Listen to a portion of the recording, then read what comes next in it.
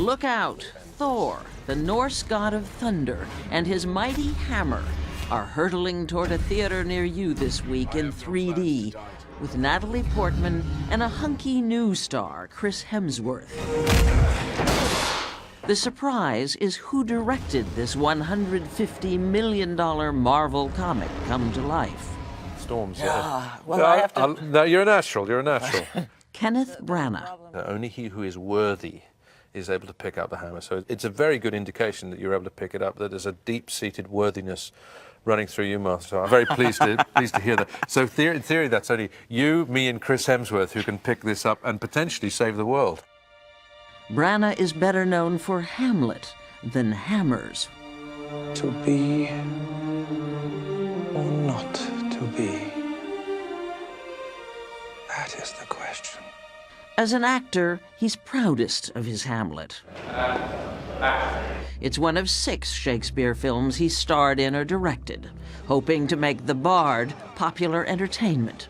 Shakespeare earned him 3 of his 4 Oscar nominations.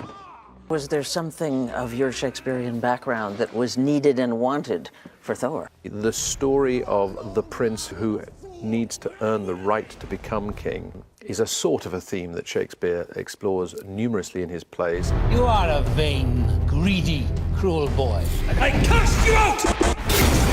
Here, it's Thor. He's cast out of the heavens by his father, the very Shakespearean Anthony Hopkins. You dare threaten me, Thor, with so puny a weapon? Thor loses his powers and has to learn his lessons the hard way on Earth. You're no match for the mighty! The obvious audience for this movie is 13-year-old boys. But I really liked it. Good. I'm definitely not a 13-year-old boy. Tell me how it happened that you ended up directing it. I knew the Thor character and I knew the Thor comic. It was truly one of the only in my youth, particularly in Belfast, that popped out color-wise. Kenneth Branagh was born in Belfast, Northern Ireland in 1960. But because of the Troubles, violence between Catholics and Protestants, his working-class Protestant parents moved the family to England in 1970. His first acting job was acting English. I literally couldn't be understood at school, so you start to acquire a sort of English accent in order to allow that to be the case. You feel a little guilt-ridden because you're somehow checking your roots in at the house, and that creates a sort of tension at home. Can you still do the Belfast accent? Can I still do I could try to do the Belfast accent. It comes and goes a wee bit. I have to try very hard when I go home. The one place he felt at home was on stage. At about 16, in school and doing some plays, it was almost as if a light went on. A couple of plays in, I internally thought, actually, this is sort of what I'm meant to do. Branagh became instantly famous right out of drama school, acting, directing, plays, films. In his 20s, he could do no wrong. We few,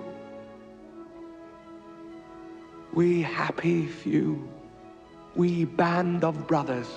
Preparing to play Henry V, he contacted Prince Charles, hoping for inspiration.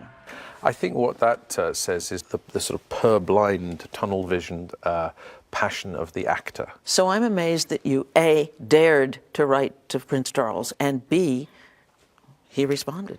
Maybe it's just that ignorance is bliss. I wonder that you will still be talking, Signor Benedict. Nobody marks you. What, my dear Lady Disdain? Are you yet living? The golden boy of British theatre, he married its golden girl, Emma Thompson. To Margaret, a woman with more beauty than grace. They starred together in movies he directed. Does this work on a lot of women? I'll let you know. Then things started to go wrong. He and Emma Thompson divorced. It's alive. In 1994, Branagh directed and starred in a version of Frankenstein with Robert De Niro as the monster. It ended up on some critics' year's worst lists. It is true to say that the misses are often much more valuable than the hits. Because you learn. You learn, you're forced to learn sometimes.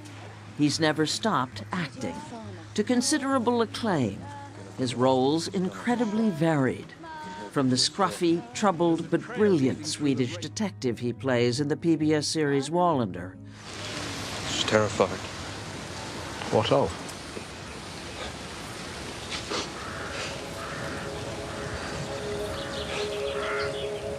Me. To Harry Potter's pompous professor at Hogwarts.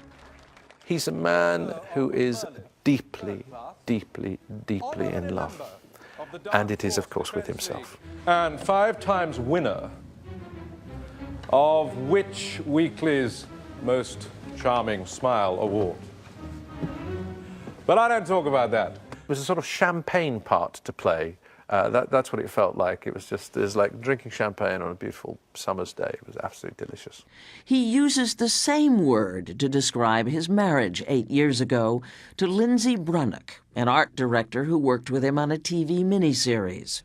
The delicious road of marriage is a beautifully bumpy one. I just try and sort of be there and feel grateful. Kenneth Branagh sees his life that way these days, now that he's 50 and way past his wunderkind phase. You're basically happier in yourself, I think. You worry far less about what people say or think about you. Well, what if it's all the way out? Which is why he's not obsessing over the fact that Thor has been described as make or break for his directing career. That's good. I think we got the right height, yes? I feel like I've had the blessings of about 15 lifetimes as an actor. And so for me, almost everything I do from this point is a complete and utter bonus, directing, acting, or whatever.